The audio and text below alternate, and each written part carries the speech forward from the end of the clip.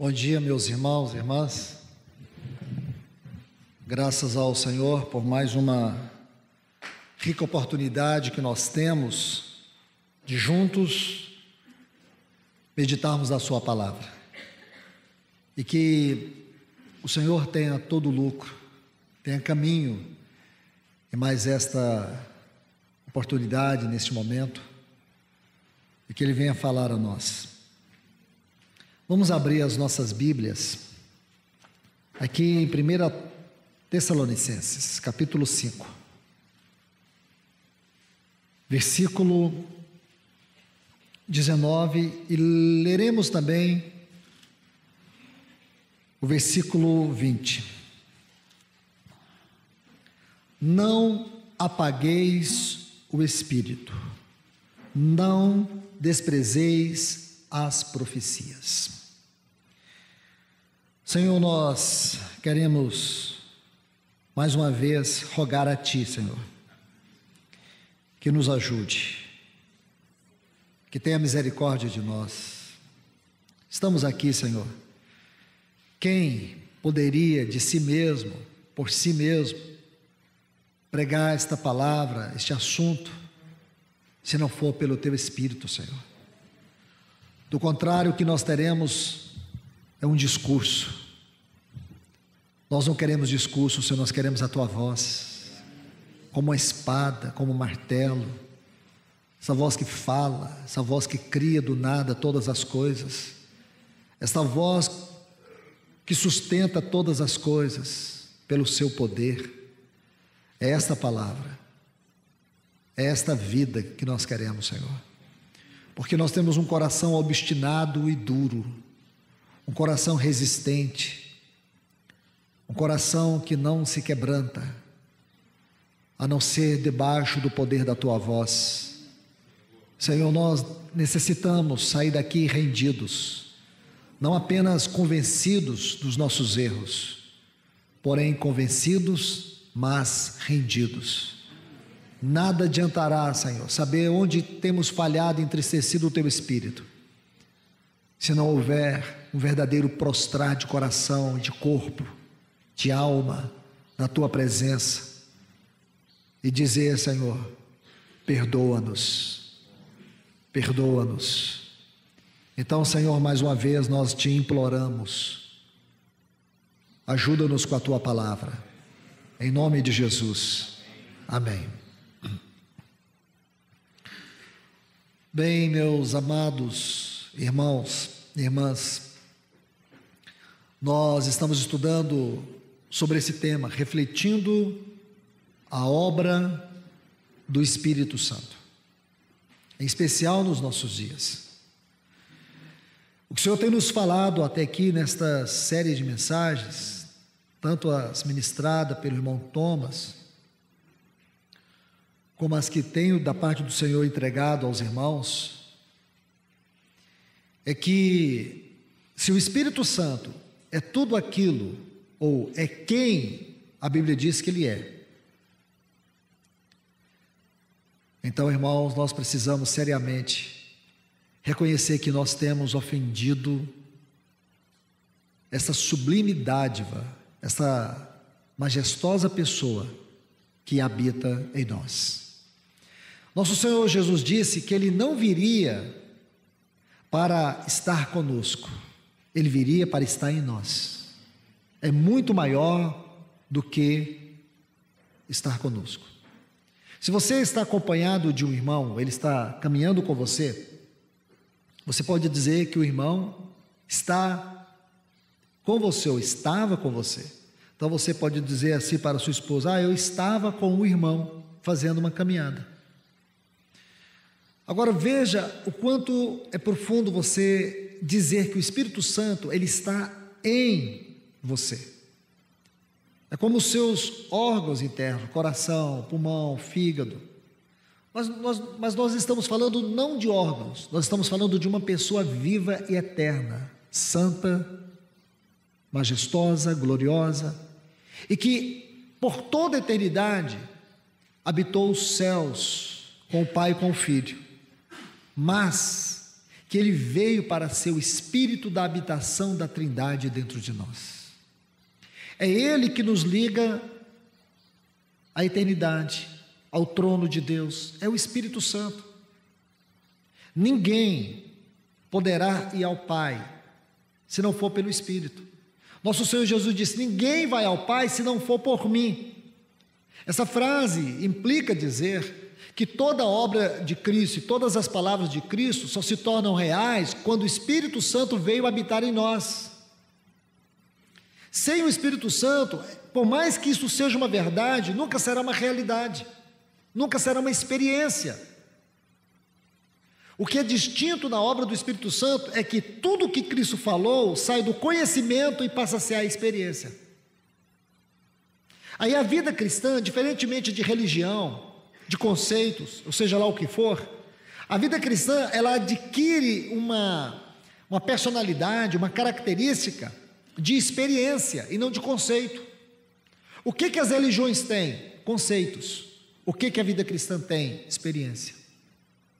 E você pode perceber que a terrível façanha de Satanás é nos mostrar um tipo de religião que funcione dentro de conceitos, dentro de uma organização, mas nunca na experiência de um organismo vivo. Isto é, igreja, irmãos. O grande dilema é justamente esse: nós nos perdemos em compreender a pessoa e a obra do Espírito Santo. Não compreendemos a primazia do seu encargo nessa dispensação. O Pai e o Filho o entregou para nós. Ele é tanto uma promessa do Pai como é uma promessa do Filho.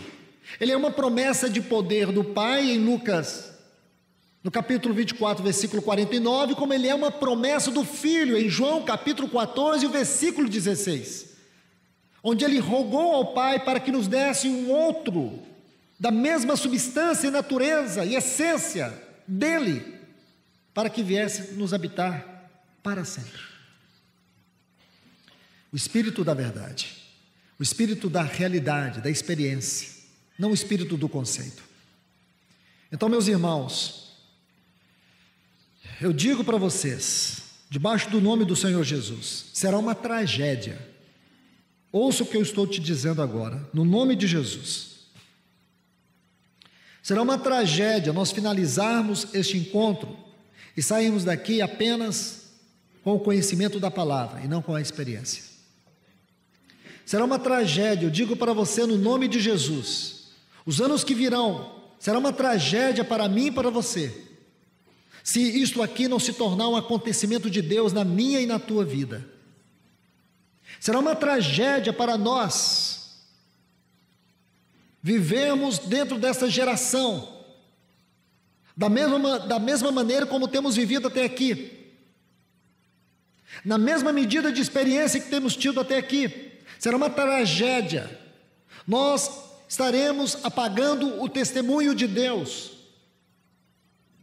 porque quando o Espírito Santo nos traz uma nova revelação da pessoa de Cristo, uma nova revelação da obra de Deus, do propósito de Deus, ou dentro do propósito de Deus, quando o Espírito Santo vem e faz uma reivindicação de uma demanda específica divina, ele busca de nós justamente uma devoção, uma entrega, uma consagração. Nós podemos dizer, é uma reivindicação do Espírito Santo.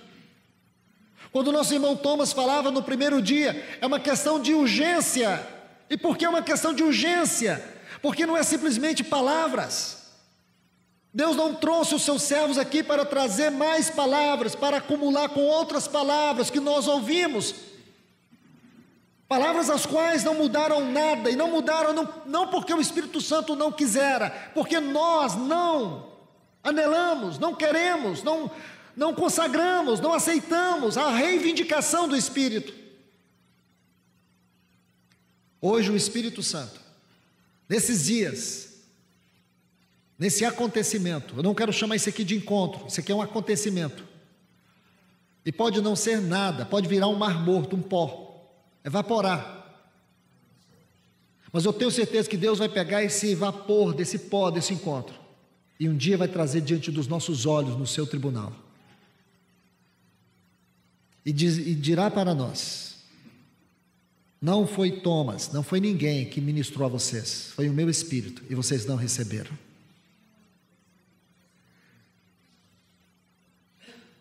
Então, irmãos e irmãs, nós necessitamos entender que não é um encontro, é um acontecimento. Não são mensagens muito bem elaboradas, cheias de sutilezas hermenêuticas, nada disso. O que nós estamos tendo aqui é o falar do Senhor, é a reivindicação do Espírito Santo. O Espírito Santo está reivindicando as nossas assembleias. O Espírito Santo está reivindicando as nossas vidas. Não era aquele irmão que você queria que viesse. Ele colocou o dedo em você e trouxe você até aqui. Não foi porque o seu salário saiu no momento certo e você pôde pagar a viagem. Não, foi Ele que colocou o dinheiro na tua mão para que você pagasse e viesse.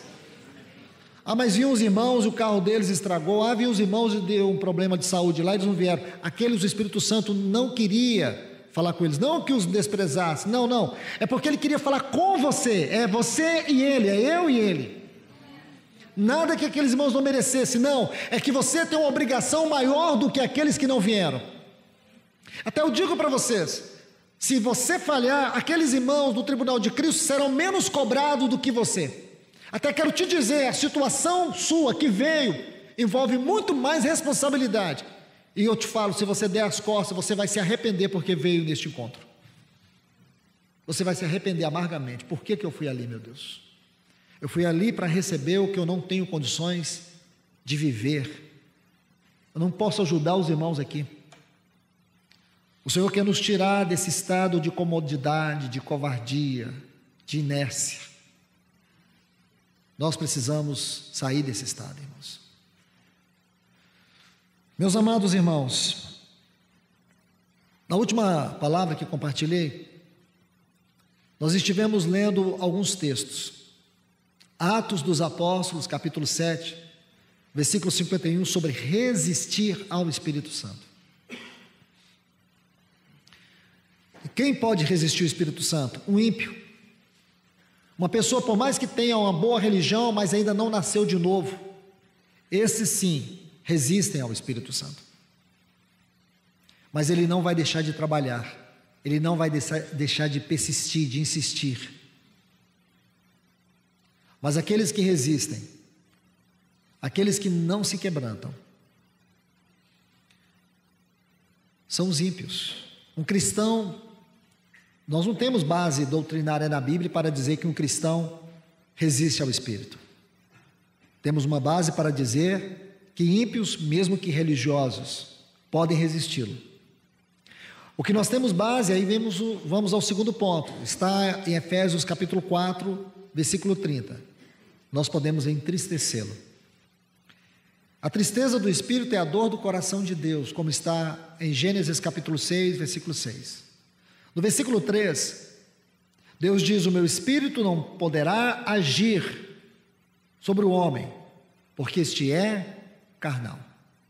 Aí nós vamos ver que a carnalidade, ela está exposta em uma série de textos, como por exemplo, em Gálatas capítulo 5, versículo 16, todo o contexto daquele texto, versículo 16, vai nos mostrar essa carnalidade. São as práticas carnais que são entulhos, que ferem a habitação do Espírito, que magoam o Espírito Santo. Todas as impurezas na nossa alma, que habitam a nossa mente, que governam a nossa vontade, é que entristece o Espírito de Deus. Quando Deus criou o homem dentro de uma tricotomia: corpo, alma e espírito.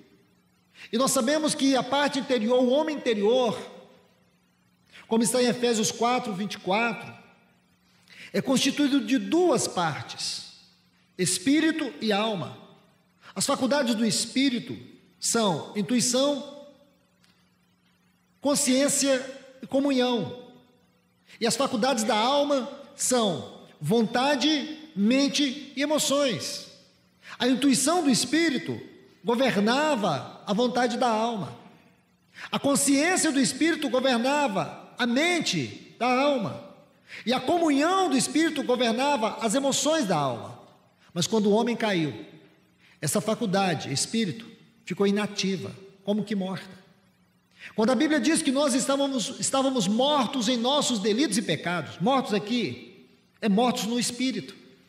Porque o homem se tornou uma alma governante, governado pelo que sinto, pelo que penso e pelo que quero, pela sua mente, pela sua vontade, pelas suas emoções. O Espírito de Deus não podia agir no homem, porque agora ele ficou um carnal almático, anímico. Mas, irmãos, quando o nosso Senhor Jesus veio, Ele tabernaculou entre nós, Ele trouxe o santuário dos céus para a terra, Ele se tornou a morada do Espírito na terra, e quando Ele ressuscitou, Ele ascendeu aos céus, o Espírito Santo veio e desceu, o Espírito Santo desceu. Que coisa impressionante, irmãos. O Espírito Santo desceu naquele Pentecostes, lá em Jerusalém, naquele cenáculo, onde havia aproximadamente quase 120 pessoas. O Espírito Santo veio e causou a maior revolução, uma obra tão grande como foi aquela obra do Calvário, porque a redenção já havia sido efetuada, a justiça de Deus estava satisfeita. Agora, irmãos, o Espírito Santo desce. Ah, que coisa gloriosa, irmãos. E ele desceu, ele não voltará sozinho, ele voltará para a igreja. Por isso o livro de Apocalipse termina com o Espírito Santo e a igreja dizendo: vem, Senhor Jesus.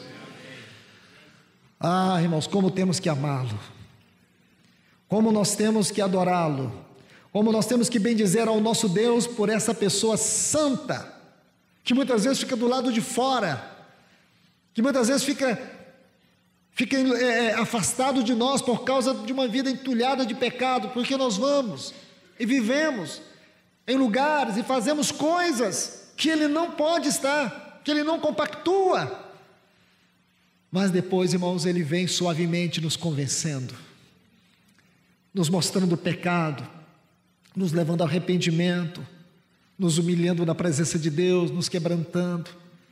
Sabe por que você ainda não desceu à sepultura do abismo da carnalidade?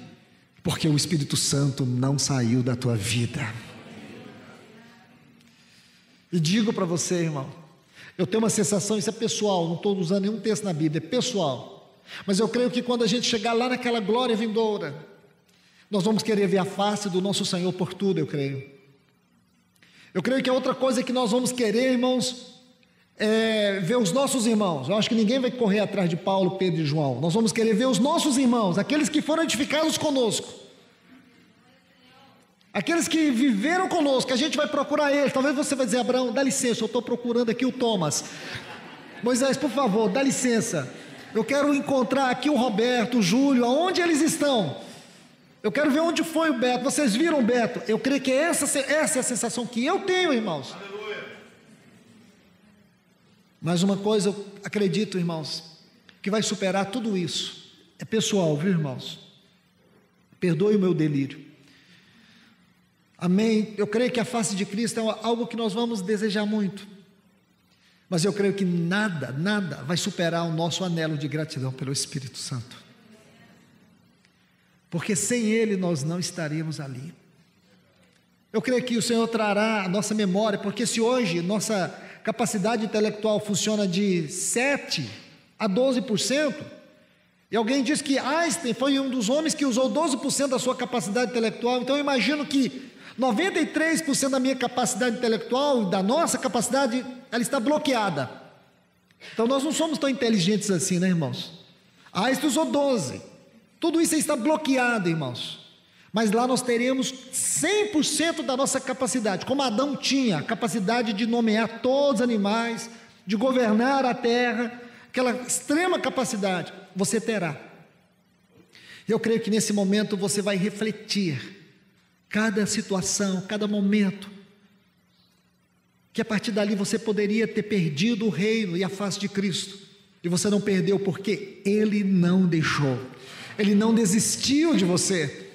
Ele te levantou na fraqueza, Ele te encheu, Ele te fortaleceu, Ele te levantou, Ele insistiu, Ele enviou aquele irmão para falar com você, Ele derramou aquela palavra sobre você, o Espírito Santo. Eu creio que nós teremos muito que louvar ao nosso Supremo Pai Celeste, ao nosso Deus Santo. Mas eu creio que muito da nossa gratidão estará ligada à pessoa e à obra do Espírito Santo nos nossos dias, porque essa dispensação é a dispensação que o Pai e o Filho confiou a Ele. A dispensação do Filho foi uma dispensação muito curta, porém supremamente poderosa, extraordinária. Mas a dispensação do Espírito, esse ministério do Espírito hoje, na vida da igreja, é uma obra que não temos como dimensioná-la. Passaremos toda a eternidade agradecendo a este supremo cavalheiro, esse paracleto. Meus queridos irmãos, então, o que nós temos visto é que podemos entristecê-lo, podemos magoá-lo, podemos feri-lo. Tem um texto que está em Números, aliás, me perdoe, não é Números, é Neemias, capítulo 8, versículo 10, a parte final, que diz assim: a alegria do Senhor é a nossa força. Veja o quanto esse texto ele é sugestivo e o quanto ele perfeitamente se enquadra dentro do que estamos estudando. Ora, irmãos, se a alegria do Senhor é o poder em nós, então a nossa fraqueza espiritual é resultado da tristeza do espírito. Por favor, avalie-se, analise-se, olhe tua luz na luz do Senhor, examine a tua vida na luz do Senhor.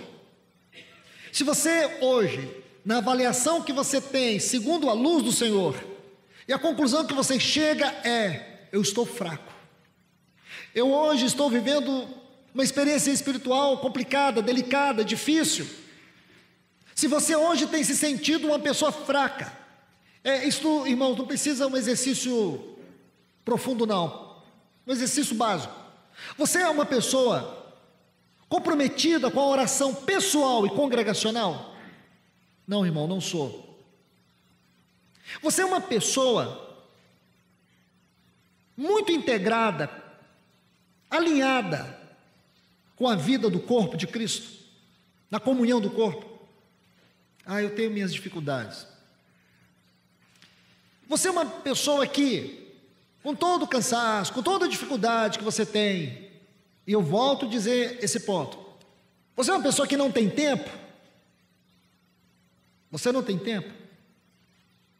Irmãos, tempo não é uma questão de horas. Tempo para o cristão não é uma questão de cronologia, é uma questão de prioridade. Mude. Tempo não é cronológico para nós. Tempo é prioridade. Tá certo? Irmão, peraí, eu tenho uma agenda para cumprir, eu tenho minhas funções, ok, mas comece a tratar o tempo como uma questão sobre prioridades. Aí você vai ver que isso vai mudar o seu conceito de tempo, tá certo? Aí você vai ver que se você passar um dia na porta da casa do Senhor, vai ser muito melhor do que você passar 1000 em outros lugares. Que 1 minuto no Santo dos Santos é muito mais significativo do que 12 horas de trabalho. Tá certo? Então comece a definir o tempo a partir de prioridades e não a partir de agenda. Isso não vai mudar muita coisa quanto ao que você trabalha, ao tempo que você trabalha, essas outras coisas. Sabe o que vai mudar? São os valores das coisas. É a busca pelo reino de Deus, é as prioridades espirituais, é uma mudança que vai acontecer na consciência, porque Como eu estava dizendo, nós, as faculdades espirituais e as faculdades emocionais, elas foram desconectadas. Todos nós nascemos em iniquidade, todos nós nascemos filhos da ira, todos nós nascemos sem a vida do Espírito no nosso espírito. Mas quando fomos vivificados pela obra da regeneração, o que aconteceu, irmãos? O Espírito Santo veio e nos habitou. E quando o Espírito Santo veio nos habitar, qual foi a sua grande obra? A sua grande obra é que ele habitou o nosso espírito. As nossas faculdades que estavam mortas, intuição, onde você ouve a voz de Deus, onde você percebe a voz de Deus, onde você discerne a voz de Deus, é onde a voz de Deus passa por você, vai governar a vontade. O Espírito Santo, ele vai fazer uma grande obra em você, porque agora você vai ter uma consciência viva, e essa consciência, ela vai ligar o celestial com o terrenal. É por causa dessa consciência que você vai compreender Deus, você vai compreender o divino, você vai compreender o celeste, o celestial. É com essa consciência que a sua visão espiritual vai aumentar, o sentimento espiritual, o conhecimento espiritual, a realidade espiritual, tudo isso está ligado à nossa consciência vivificada. E não somente isso, a comunhão.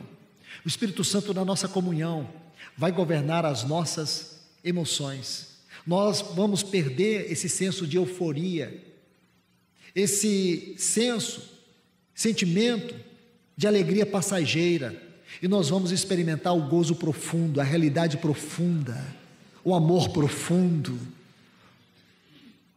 É isso que nós vamos experimentar. Você não vai se contentar com quinquilharia, você não vai precisar de nada e nem de ninguém para ter gozo no Espírito, porque o seu gozo não depende de lugar, não depende de reunião, não depende de tudo isso, é a vida do Espírito no teu espírito, o que significa que em qualquer reunião que você tiver, você vai transbordar, você vai contagiar, você vai fluir. É impossível um cristão habitado pelo Espírito Santo não fluir, não contagiar outros com o gozo que habita dentro dele. Você pode estar vivendo até uma tristeza, uma decepção, você pode estar esmagado por qualquer coisa negativa na tua vida, mas isso não será suficiente para roubar e tirar o gozo do teu espírito. Então, esta é a obra que ele fez, essa é a obra que ele está fazendo. Então, quando você olha Neemias 8:10, se a alegria do Senhor é a nossa força, o entristecer o espírito é a nossa fraqueza. Sabe por que muitos cristãos estão fracos, espiritualmente fracos? E como nós acabamos de fazer esse teste, sabe por quê? Porque nós podemos estar entristecendo o espírito. Seu problema não é os irmãos, seu problema não é a igreja, seu problema não é doença, seu problema não é desemprego, não é falta de dinheiro. Sabe qual é o seu problema? Essa tristeza, essa morbidez, essa indiferença, essa apostasia. Você entristeceu o Espírito Santo. Não vá procurar emprego.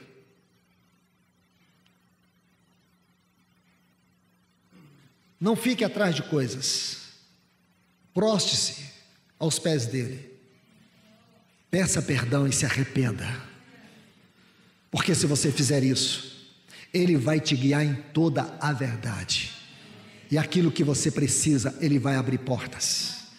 Você está querendo consertar o seu problema com coisas erradas, você pode continuar até desempregado, mas você não vai perder a motivação, a alegria, a força, porque a alegria do Senhor é a nossa força. A alegria, a satisfação, o prazer de Deus na nossa vida é o poder dentro de nós. Se você quer ver um cristão cheio de poder, o poder é simplesmente uma consequência da satisfação de Deus na vida dele. O poder de Deus em nós é uma consequência da sua alegria, como também a nossa fraqueza é uma consequência da tristeza de Deus, do pesar do coração de Deus, por causa dos entulhos que nós carregamos. Então, amados irmãos e irmãs, Em Filipenses 4:4, é tão curioso isso, e eu creio que isso lança luz suficiente para entendermos estas coisas. Paulo diz assim: alegrai-vos sempre no Senhor. Não é não é alegrar no que Deus faz, é que Ele é a nossa alegria. Alegrai-vos no Senhor. Outra vez vos digo, é como se ele dissesse: alegrai-vos no Senhor. Eu insisto, alegrai-vos. Por que Paulo está falando isso, irmãos? Primeiro, lembre-se, ele estava preso, estava acorrentado a uma parede, condenado à morte. Você pode ler Filipenses 4, mas tenha isso em mente. Paulo estava no corredor da morte, numa situação difícil, humanamente impossível. Ele já havia recebido a sentença da condenação da morte. Ele aguardava o dia da sua sentença, ele aguardava a hora da sua execução. E ele escreve para os irmãos em Filipenses. Quem é Paulo, irmãos? Que peso moral Paulo teria? Que condições espirituais ele teria para dizer isso aos irmãos? Como que um homem infeliz, como um homem sentenciado à condenação da morte, como um homem que estava debaixo de uma execução como essa, poderia escrever um livro e falar de alegria? Quem iria comprar o livro de Paulo? Quem iria dar crédito à mensagem de Paulo? Ele era um fracassado, ele era um derrotado. Não, porque a nossa vida não se limita a este mundo. Porque se a nossa vida se limitar a este mundo, nós somos os mais infelizes dos homens. A nossa vida se limita à eternidade. Aí este homem, com toda a força que ele tem, ele diz para os irmãos: alegrai-vos no Senhor. Porque a alegria não era um estado de espírito, a alegria era a habitação do Espírito. Esta é a alegria. Não importa o que você está passando. Ô irmãos, se nós fôssemos dar oportunidade para que alguns irmãos expressassem os seus sofrimentos, nós ficaríamos aterrorizados. Alguns até iriam dizer: eu que reclamava de não ter sapatos, encontrei alguém que não tem os pés. Eu acho que nós iríamos ficar assustados, porque há muito sofrimento no meio do povo de Deus, há muita dor. Só que nós não estamos, nem um minuto, nós não estamos limitados a esta vida. Nossa vida não é limitada pelos padrões do mundo. Nossa vida não tem explicação segundo os conceitos do mundo. Nós não vivemos na esfera do mundo. Nosso homem exterior, ele pode se corromper, ele pode se definhar. Corromper aqui não é o sentido de carnalidade, mas da própria degradação pelos sofrimentos, porque todo o contexto, desde o versículo 8, aqui de 2 Coríntios capítulo 4, e seguindo o capítulo 5 de 2 Coríntios, você vai ver que o contexto ali é de sofrimento, é de luta. Você pode experimentar tudo isso, mas só que dentro de você existe um tabernáculo, é onde o Espírito Santo habita. É o seu espírito, é um tabernáculo. O Espírito Santo habita. Temos da parte de Deus um tabernáculo celestial, e esse tabernáculo que é você, que é o seu espírito, ele tem uma conexão com o tabernáculo celestial, e você pode entrar. Lembra que Jesus disse para a mulher samaritana em João 4? Ele disse: se ela pudesse conhecer o dom de Deus, não ele, porém ela, pediria a ele água. Aí ele disse: a água que eu te der vai formar em você uma fonte que vai saltar para dentro da eternidade. Quando você abre Apocalipse capítulo 22, diz assim, que no trono, no meio do trono, saía um rio de água cristalina. A hermenêutica nos impede de criar fantasias. Então, se o Senhor Jesus está falando de um rio que salta para a eternidade, e se nós abrimos o capítulo 22 de Apocalipse, Esse capítulo está dentro da eternidade. Significa que o rio que Jesus fala de João 4 é o mesmo rio cristalino de Apocalipse 22. E Jesus vai dizer isso de maneira muito mais clara em João capítulo 7, desde o versículo 37. Aí ele diz assim: quem crê em mim, como diz as Escrituras, do seu interior, não é encher, irmãos, é fluir, fluirão rios de águas vivas. E João vai dizer assim, ele dizia isso por causa do Espírito Santo que ainda não havia sido derramado. O Espírito Santo foi derramado, agora ele quer fluir. Fluir. Consegue entender isso, irmãos? O que você está retendo? Você está retendo o rio do Espírito em tua vida. Você imagine o quanto do rio do Espírito você está retendo. Que o Senhor nos ajude a ver a seriedade disso. Que o Senhor nos ajude a ver o que o Espírito Santo está reivindicando aqui, irmãos. Não entristeçam, não magoem o Espírito Santo. Vamos aqui, irmãos, ao último ponto, para concluirmos. Não entristeça, irmãos. Quando você entristece o Espírito Santo, você está impedindo o Espírito Santo de alcançar o propósito de Deus, tanto na tua vida, como por meio dela. Eu vou repetir mais uma vez. Quando nós, eu, você, entristecemos o Espírito Santo, nós o impedimos de alcançar em nós e por meio de nós o propósito divino.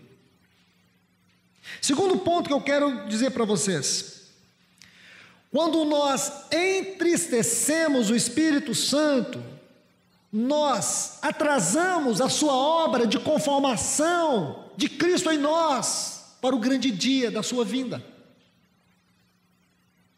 Se nós estamos entristecendo o Espírito Santo, nós estamos atrasando o seu trabalho de transformação e de conformação à imagem de Cristo. Consequentemente, irmãos, se nós estamos atrasando esse processo de conformação, de transformação, quando a trombeta tocar, eu não estarei conformado. Compreende? Ou você acha que aí de última hora o Espírito Santo vai fazer um rescaldo lá? Ele vai fazer um trabalho de última hora urgente? Não. Ele estava trabalhando o ano passado na tua vida. Ele passou todo o ano de 2018, ou seja lá, 30 anos atrás.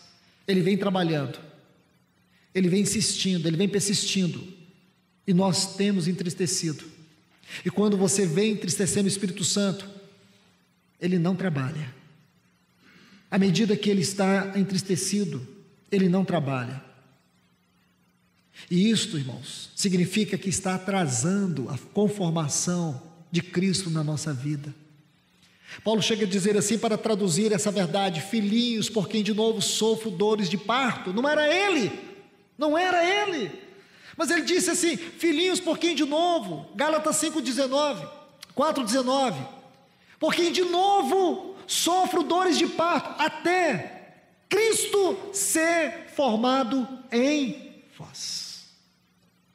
Mas quem é que forma Cristo em nós? Que angústia é essa? Só compreendendo a obra e o ministério do Espírito você consegue entender as palavras de Paulo. Não era Paulo que estava conformando os cristãos, era o Espírito Santo por meio do ministério de Paulo. E ele entendia essa dor, ele sofria na sua própria carne uma dor, uma agonia, uma angústia, para que Cristo fosse formado nos irmãos. Mas esse não era o ministério de Paulo, era o ministério do Espírito. Paulo compreendia isso muito bem, e quando ele olhava para os cristãos ali na Galácia, você compreende, irmãos, Paulo passou 5 anos na região da Galácia, região para a qual ele enviou a carta aos Gálatas, Icônio, Listra, Derbe, Antioquia da Pisídia, essas igrejas. Ele chega a dizer assim: como é possível, vocês começaram no Espírito, estão na carne. Em outro lugar diz assim: quem é que vos enfeitiçou, vos enganou?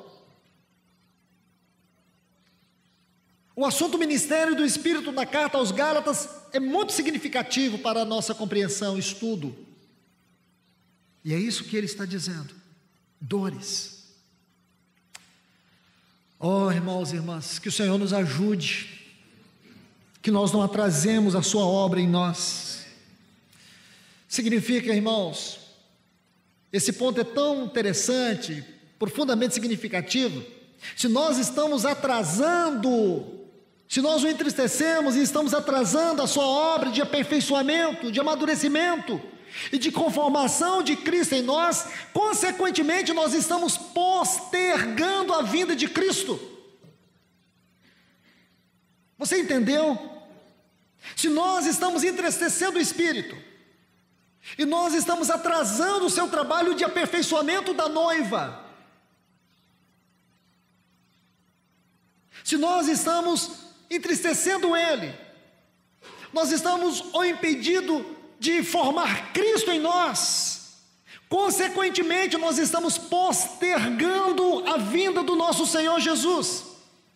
Você pode imaginar, irmãos, que talvez Ele não esteja atrasado, talvez a vinda de Cristo não está demorando, é nós que estamos, irmãos, fora do propósito. É como disse o irmão Stephen Cole em uma das últimas mensagens que ele ministrou há 3 anos atrás. Ele disse assim: o nosso Senhor, Ele só não veio ainda, porque a sensação que eu tenho é que quando Ele olha na terra não tem uma noiva para buscar.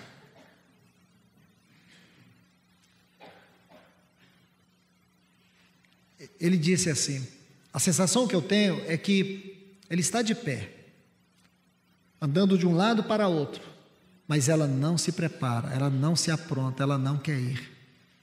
E Ele está ansioso para buscá-la, mas ela não quer ir. Eu lembro disso aqui, irmãos, que é nós que estamos atrasando. Essa última hora já acabou. Ele está dando mais um tempo e ela não se apronta, ela não se prepara. E quando você olha a obra do Espírito Santo, irmãos, você não tem como discordar disso. Ou tem, irmãos, me ajude.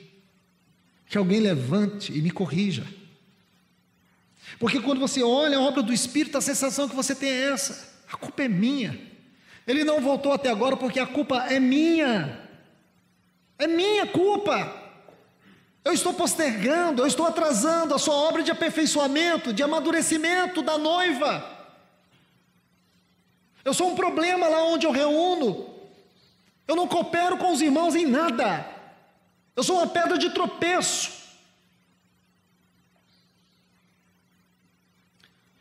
Irmãos, isso aqui tem que ser um acontecimento. Senão, irmãos, toda essa mensagem é uma pura tolice. Porque se é uma mensagem que tiver um mínimo de seriedade da parte de Deus, um mínimo de encargo do Senhor, já é o suficiente, irmãos, para você entender que algo celestial, algo divino está acontecendo na minha e na tua vida.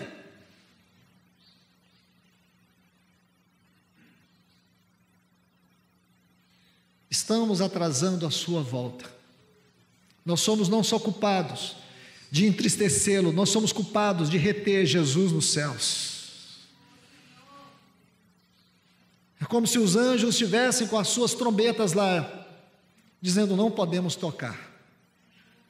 Não podemos tocar, porque as orações não sobem. Olha lá em Apocalipse capítulo 8, é a oração dos santos que começa a subir como uma fumaça, aí vem o incenso de Cristo e toma aquelas orações e chega diante do trono. Quando aquelas orações tocam o trono, os anjos começam a tocar a trombeta. Aí começou o tempo final, irmãos. E parece que nós não estamos no tempo final, nós estamos no tempo da busca da grande prosperidade. Você vê isso, os irmãos, aí nas suas páginas sociais. Todo mundo, eu creio, irmãos, que tem bom senso, torce para que esse governo dê certo. E que dê. E se não der, não importa, irmãos. Quem está no trono está comprometido é com o reino da glória, não é se tem um plano que vai dar certo aí. Nosso coração não tem que estar nesse mundo, irmãos. A gente tem que ser muito cuidadoso com isso.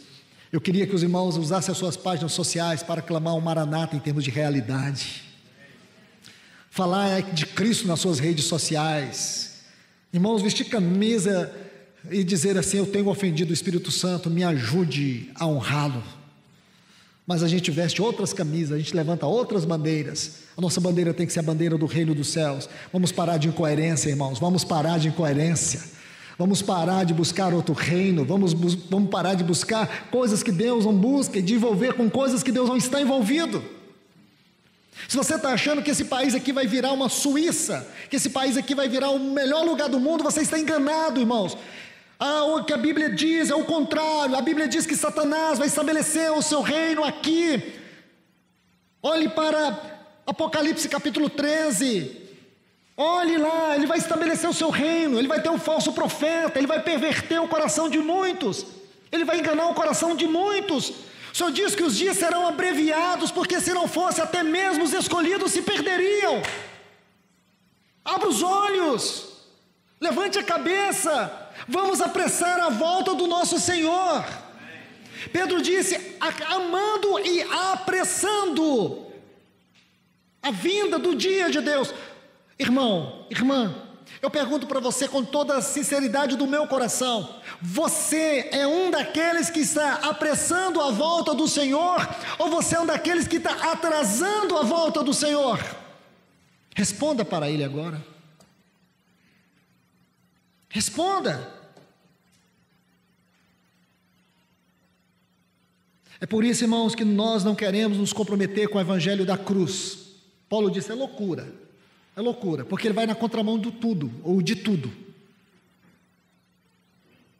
O evangelho da cruz vai na contramão de tudo, que é segundo o curso deste mundo. Vamos ao texto. Me perdoe por esta longa exposição do assunto passado, entristeceu o espírito. Mas deixe-me colocar aqui o último ponto para nós terminar. 1 Tessalonicenses capítulo 5, versículo 19. Não apagueis o espírito, não desprezeis as profecias. O extinguir aqui, irmãos, não é uma referência à habitação do espírito no nosso interior. O extinguir aqui é algo muito sério. Resistir pressupõe a vinda do Espírito Santo para atacar as fortalezas em nossa alma.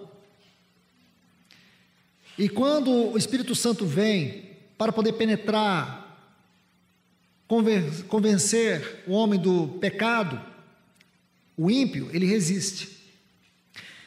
O entristecer pressupõe a residência, a habitação do Consolador, do Espírito Santo dentro de nós.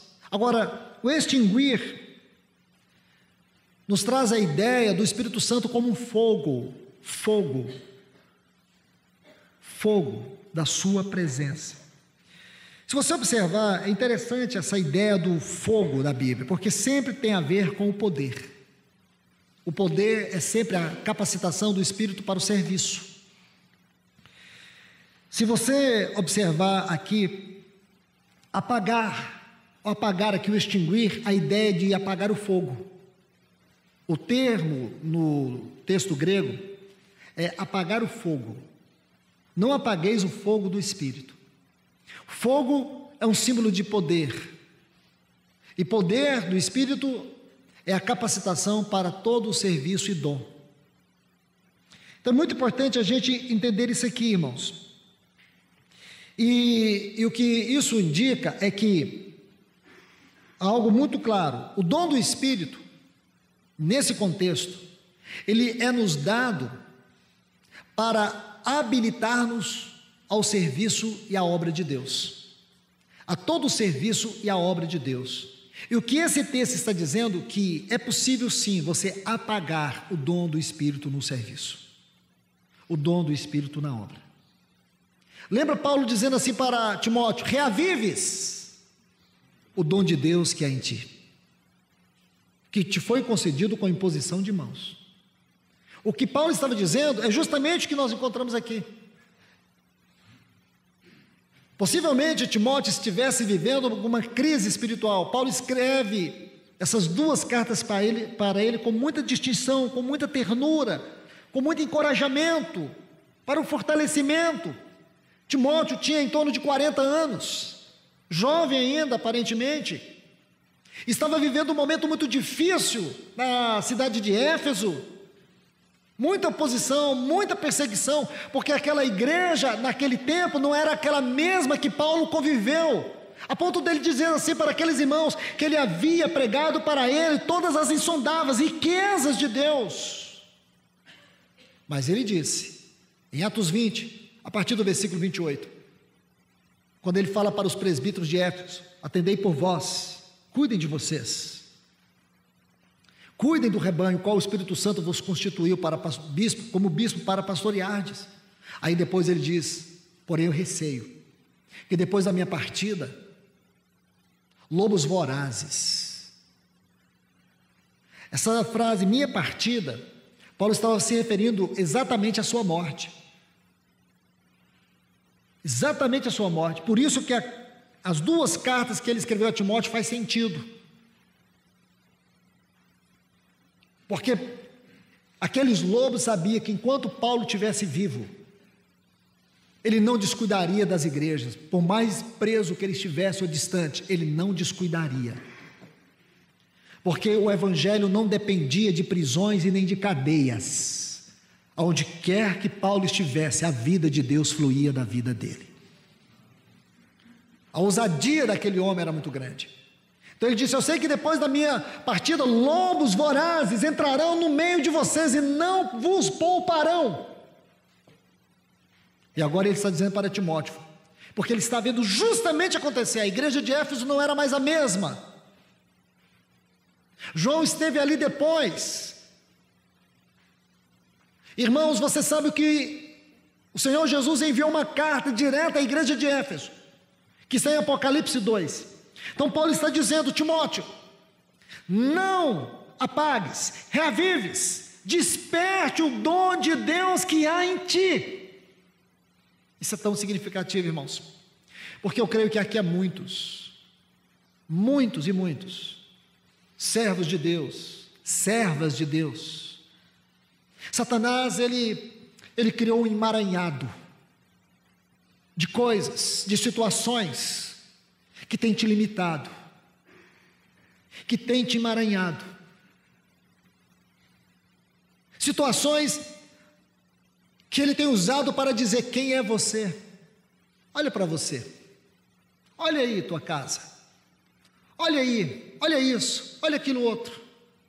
Quem é você? Quem é você? Talvez ele fizesse isso com Abraão algum dia. Olha aí, você gerou Ismael. Olha os filhos de Quentura. Olha aí. Mas a Bíblia dá testemunho. Abraão é chamado de amigo de Deus. Talvez ele fizesse isso com Davi. Olha aí, Davi. Quem é você? Quem é você? Olha a tua casa, olha o que você fez. Mas a Bíblia diz assim: Davi, homem segundo o coração de Deus.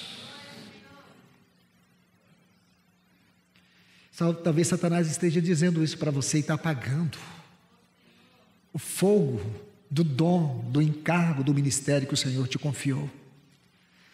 Eu quero te dizer, meu irmão, do mais profundo do meu coração, permita que hoje o Espírito Santo reacenda o fogo dele na tua vida. Minha irmã, eu digo isso para você no nome de Jesus. Reacenda o fogo, não extingua, não apague o fogo do Espírito na tua vida. Você é um vaso do Senhor. Você vai experimentar a superabundância do poder de Deus na tua fraqueza. Como Sansão. Lembra de Sansão acorrentado, ridículo, zombado, Deus sendo zombado, Deus estava sendo colocado ao opróbrio. Cadê o homem de Deus? Cadê aquele pelo qual Deus manifestava o seu poder, a sua força? Está aqui um espetáculo de opróbrio, de vergonha, o nome de Deus zombado, a história do povo de Deus em ruínas, porque aquele vaso que Deus levantou, olha ele, cego, fraco, Está ali, presa a 2 colunas. Mas um dia Sansão fez uma oração para que o dom de Deus reavivasse na sua vida. E quando ele fez, irmãos, veio um poder como nunca ele tinha experimentado.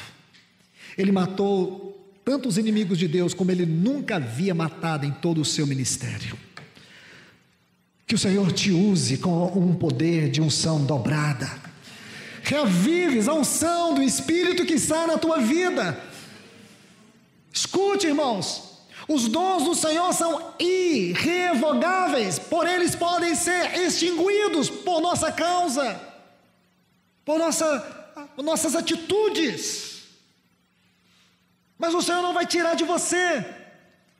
Esse dom está aí, esse encargo está aí, não apague. É tudo o que o inferno quer, é que você apague o dom de Deus que está sobre a tua vida. Não apague, reacenda este dom nesta hora. Permita que a palavra de Deus seja vida dentro de você. Será uma tragédia eu e você descemos para a sepultura com tudo aquilo que o Senhor nos confiou, irmãos.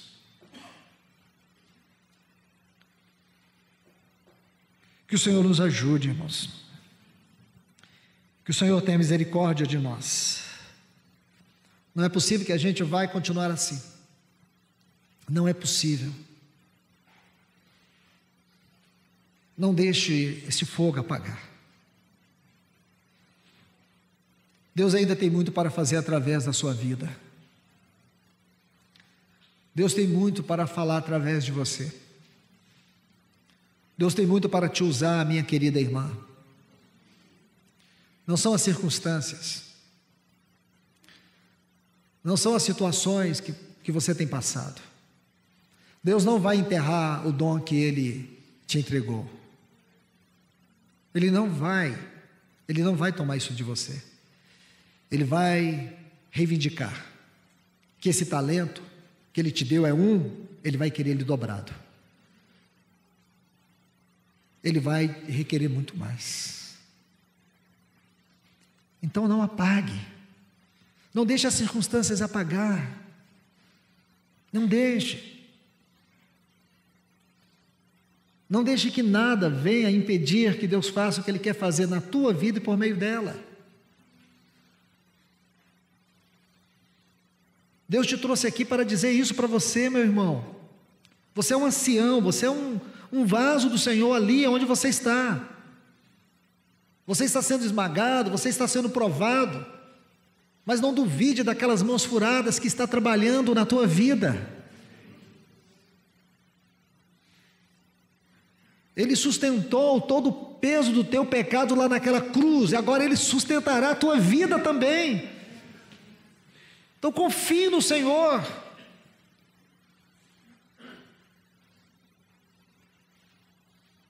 Não se entregue. Não retroceda.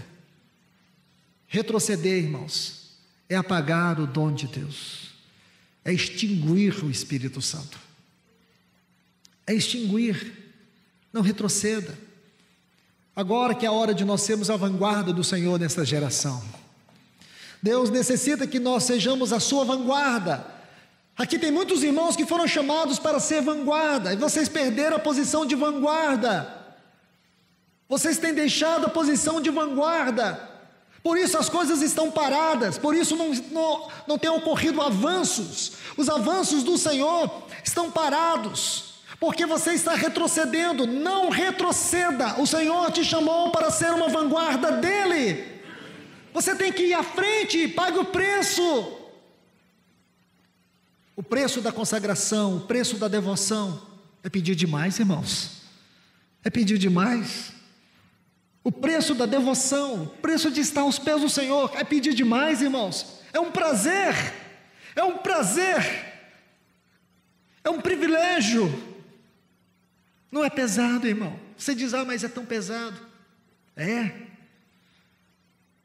O nosso encargo, especialmente o dos anciãos, é como o médico que está na UTI trabalhando só em casos terminais. Essa é a sensação que os presbíteros sentem. Viajando por alguns anos já, convivendo com os presbíteros, eu tenho dito isso nesses últimos dias, últimos meses. Ninguém se importa com os anciãos. Difícil falar isso, irmãos. Ninguém se importa. Eles têm que estar pronto todo dia, né, Beto? Eles têm que estar preparados todo dia. Todo mundo tem eles para falar, mas eles não têm ninguém. Né, Thomas? Sofrem calados, cobrados. Eles não conseguem se sentar à porta, como está lá em Lamentações. É porque os anciãos não se sentam à porta, os jovens perderam a alegria. Mas ninguém quer saber porque os anciãos não sentam mais à porta. Cobranças, a casa dele, a esposa, tudo é cobrado pelos irmãos. E se eles morrem, não tem problema, Deus põe outro no lugar. Eles não podem tirar férias. Ninguém se importa. Mas eu quero dizer para vocês, companheiros, Deus se importa. É para Ele que vocês fazem todo esse trabalho. Não deixe o fogo apagar.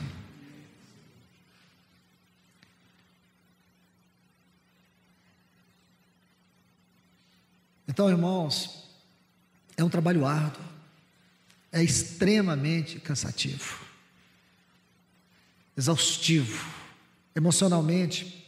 Eu dizia isso para um dos companheiros que eu sirvo junto com ele, numa situação que nós estávamos. Eu disse para ele: nós somos muito loucos, burros, ou esse trabalho é de Deus mesmo?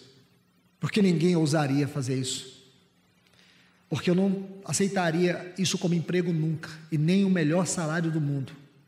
Você vive problema dos outros, você sofre no lugar dos outros, você sofre por não ver os irmãos caminhar, você sofre pelos que caem, você sofre pelos que se machucam, você sofre pelos que estão sofrendo, você sofre. É um sinônimo de sofrimento, de dor. Quem quer esse emprego? Só se for um louco. Por isso que Paulo diz: nós somos considerados uma escória, porque nós fazemos um trabalho que só Deus vê, ninguém mais. Mas nós não vamos apagar, nós não vamos extinguir o Espírito. Vamos reavivá-lo cada dia mais e mais. Como Paulo disse, nós fazemos tudo isso para que um dia, como se fôssemos, ele coloca isso com muita clareza, como se fôssemos apresentar a igreja para Cristo. É como se fosse. Então é muito sério. Minha irmã, meu irmão, eu não sei em que esfera você serve, mas você sabe que Deus te confiou uma medida, um dom, uma carga, um encargo. E você sabe muito bem que você parou. Você sabe muito bem, agora está muito claro para você, você tem retrocedido. Não saia daqui. Não continue retrocedendo. Permita que o Espírito Santo reacenda esse fogo no teu coração. Esta é a palavra de Deus para todos nós. Vamos orar, irmãos.